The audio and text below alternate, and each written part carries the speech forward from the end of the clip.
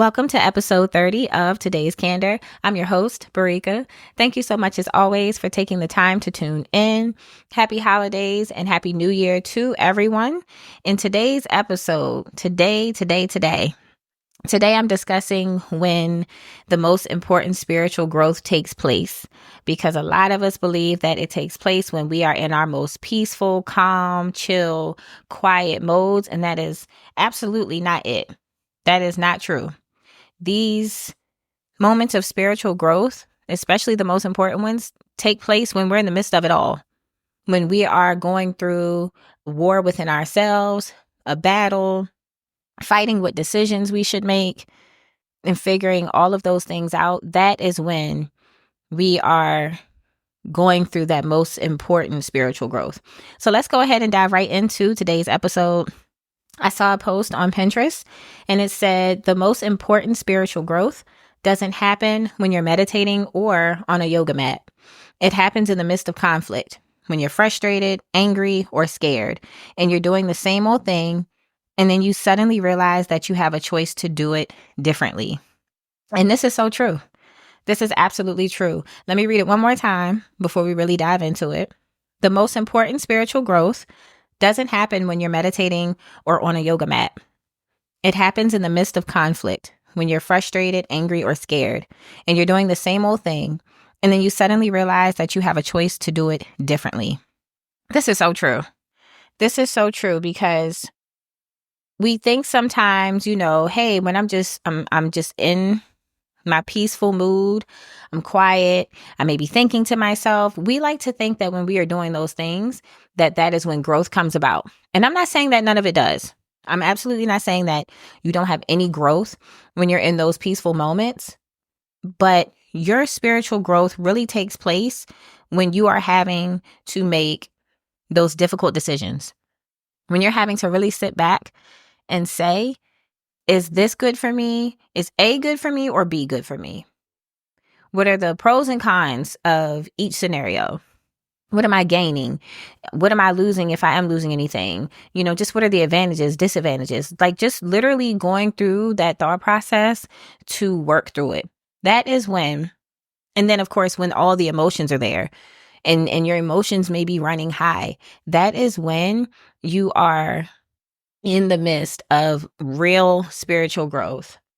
When you're having to say, all right, there's something going on, whether it's an outside factor or if it's something just personal within you that you're having to work on. Something that whether it's a habit that you want to get rid of or just something that you might want to work on, period.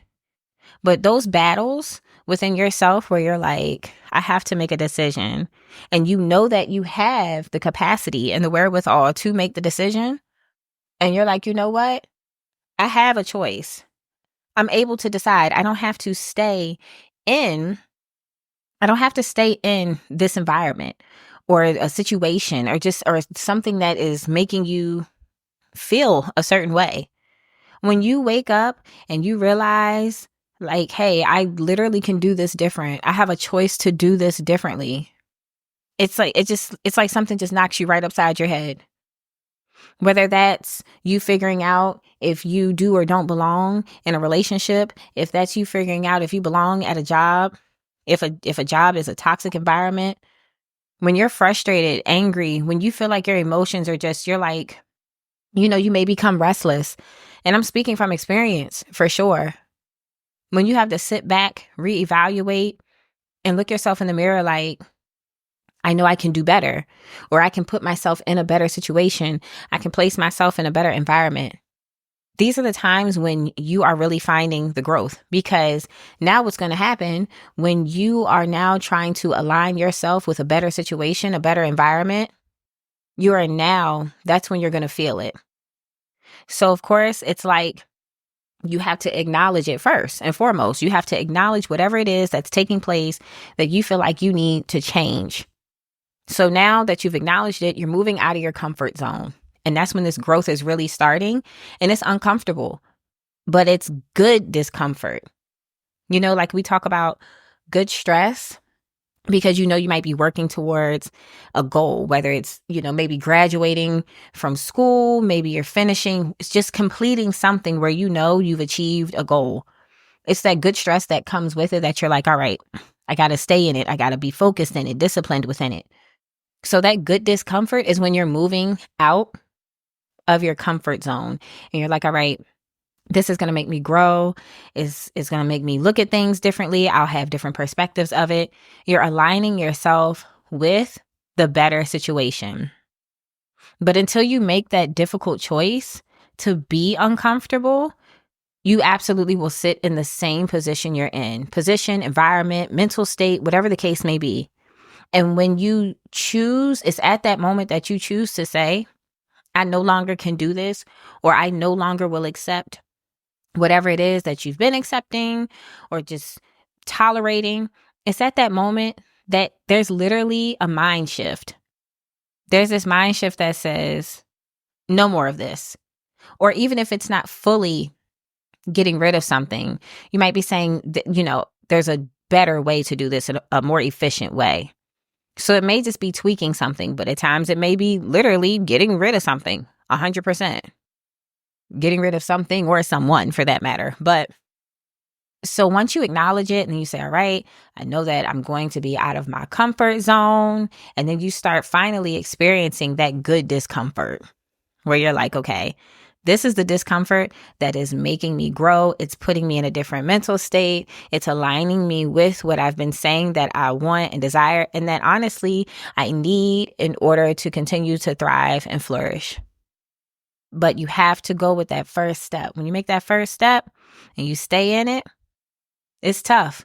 I'm not going to sit here and say that it's not. I'm not going to sit here and be like, oh, it's easy to just go through, this discomfort of being in a different state and having to deal with the emotions that come with making tough decisions. It's definitely difficult. But there also comes that rewarding phase, that rewarding step where you're like, you know what? I made the decision. I know I made the right decision.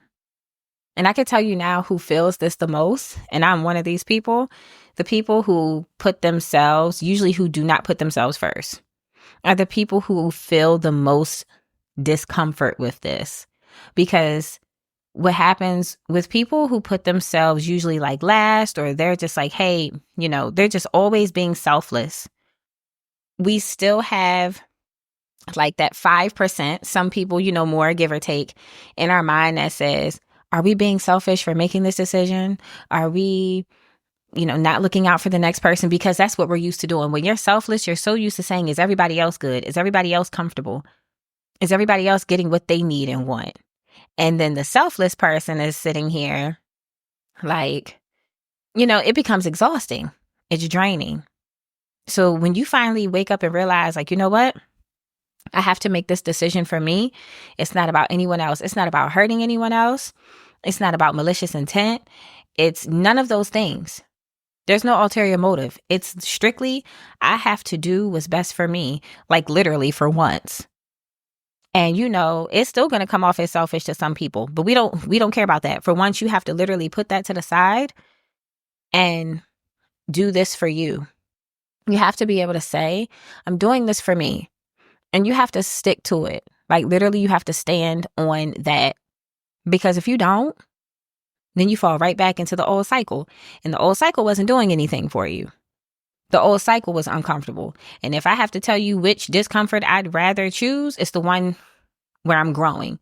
I don't want the discomfort where I'm sitting still and I'm in something that I'm just like, yeah, no, this is absolutely not the way.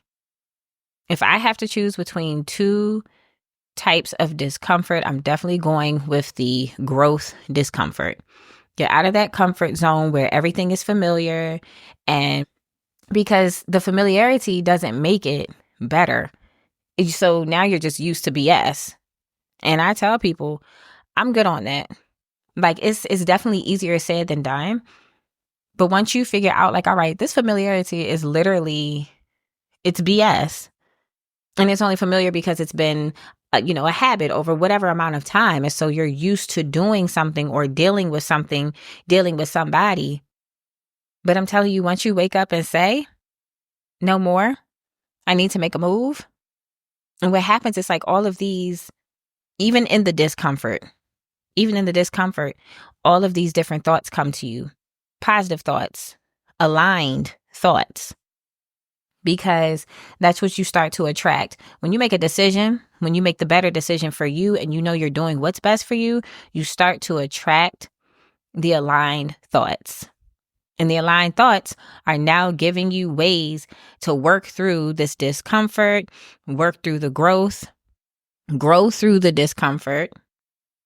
And you start to feel like you're really making some progress. And not only now are you building yourself, creating this healing, but you're also progressing towards that new version of you that says, I won't deal with this anymore. That now knows how to handle this type of situation and you know how to maneuver from it. And it's the principle of things. Like I said, this can be applied to anything in your world that you feel like you have been tolerating for too long and it just hasn't been good. It's been maybe weighing too much on you and now it's taking a toll. And whether it's really taking a toll on like your mental health or your physical health and stress, a combination of, once you make the decision, it literally comes with almost like an instant relief. Of course, it doesn't relieve all of the emotions. That's not even realistic. But when you make a decision to say, I'm not dealing with the shenanigans no more, like I said, whether it's from a person, place, thing, it's almost like an instant relief. Like, you know what? This was good for me. I did what was best for me. And now I just got to work through being without the familiar piece. And then you create a new familiarity.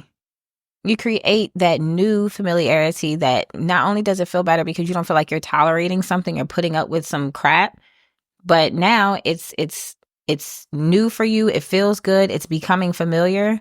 And now you can maneuver through that as you see fit. But that's when spiritual growth takes place. When you sitting there uncomfy and you say, you know what, I'm uncomfy. What am I doing? Like you literally, I can't put it in any more layman terms. It's like something just pops up and you say, you know what? No more of this. And the only thing I can say is to make sure that you are not making a decision based off of just your emotions and that you really thought something out. Give it some time. So don't do it when you don't make the decision, of course, when you are frustrated or angry or sad or crying. Make the decision when you know you're in your best state and you're like, you know what? I know this is what's best for me. And I have to put me first. Be able to say that to yourself in a calm state. And you don't need to be crying and hysterical and doing this and doing that. It needs to be at a time where you're like, okay, I feel good about this. Like the knowing that you've made whatever decision it is, and whether it's going to have a conversation with someone or whether it's, just something for yourself that you've had to make a decision on. It doesn't involve anyone else. When you make the decision and you know you've thought it out, you've processed it, you've evaluated it, and nobody's saying to overdo it, but do it in a way that you know you had a clear mind and that no one else is trying to cloud your thoughts. That's the other piece of it. It's not something, you don't always need to go to everybody about what you think a next move needs to be. And sometimes it's nobody. Sometimes you don't need to go to anyone. You need to be able to trust yourself enough to say, you know what? I'm going with my gut. My intuition is telling me this is the best thing to do. My inner voice is telling me this is the best thing for me at this time, and I must take care of myself. Because sometimes when you go and you're talking to everyone, and sometimes it could just be one person, the one person unintentionally could be saying, hey, well, don't do that because of XYZ. And they might be speaking off of their experience or something that somebody else has told them. You have to be able to trust your inner voice and say, all right, this came to me for a reason. Like you have to be able to think that way and get yourself to that point. Get your mind to that point where you can say, I don't always need an external opinion, an external approval. Be able to trust yourself and say, this feels good to me. Having to make the actual decision may not feel good, but being able to sit back and say, I know this is the decision I have to make, that you are supposed to be able to easily agree with that when your intuition is giving you that thought. And sometimes you have to leave your friends, your family, whoever might be that person who you tell everything and may want to get their opinion or their perspective on it. Sometimes you got to leave them out of it, because if they always have to be in all of your decisions, you don't trust yourself. You don't trust yourself. And that's something you have to get to a place where you're like, I know this is the decision I have to make. Nobody agreeing, nobody's input, nobody's 2 cents, nobody talking about their experience with whatever, because at this point, honestly, it doesn't matter. That stuff doesn't matter at some point, depending on the situation you are trying to work through.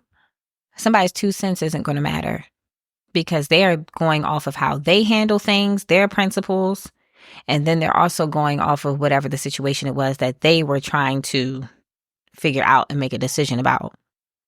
So that's why I said it's not always, but there's no need to 110% of the time feel like somebody has to give you their input in order for you to make a decision. Get to a place where that inner voice, your inner voice, and that universe is aligned. That's what I spoke about in my last episode. Episode 29 was about really listening to the universe and being able to be guided by the universe. So if you haven't tuned into episode 29, definitely dive into that. But you have to get to a place where you're aligned with it. So be able to trust yourself, make those difficult decisions, because it also prevents foolery in the future. You know, life is going to always throw its obstacles at us. There's no getting around that. But at least being able to control what you can control, prevent what you can prevent. And sometimes we don't like to make those difficult decisions, but then it comes back. It comes back to haunt us. And then now you're really sitting looking crazy and more emotionally out of whack, because it's something you might have should have done whenever, a few months ago, year ago, whatever the time frame may be. But be able to make those difficult decisions, making them with a clear mind, not clouding your own thoughts, not allowing someone to cloud your thoughts. And as always, I'd say jotting things down if need be, instead of trying to keep it in your mental Rolodex and saying, well, I have this thought and I have this thought and I have this thought. Put it out in front of you. Say it out loud. Listen to how it sounds. Also, in case you need to approach somebody, if it's something that involves somebody else, saying it out loud to really see, does it sound okay? Are you being, are you speaking in a way that you should be? Is it too aggressive? So just working through that process, your thought process, before making a difficult decision. But know that when you put yourself first, especially if that's something that is not the norm for you, when you put yourself first and make a difficult decision, there are times that it is preventing so much foolishness in the future. You might have to go through like some short-term pain, disappointment, hurt, whatever the emotions are, but it's short-term rather than going through long-term stupidity. I'm going to always choose the short-term. I don't want to go through long-term foolishness because back here, I couldn't get myself together because I wanted to stay in whatever was familiar to me. So be able to make those difficult decisions, be able to reevaluate what's going on, whether it's just you or involving another person or people. Being able to do just that and aligning yourself with what it is that you want. Because if you keep staying in something that you think isn't for you, and like I said, this can apply to so many different scenarios in life. If you just stick in something where you're like, this isn't for me, or it's not serving my purpose, it's not serving me, might have at one point, no longer is. When you choose to stay in something like that, 1, you're blocking a blessing. And 2, nothing else can come to you when you're in that state, because you're not aligned. You're not aligned. So, as always, I appreciate you all's support. Continue to follow, like, and share. Have a happy new year. Be safe if you are going out. And in the meantime, stay safe and stay candid.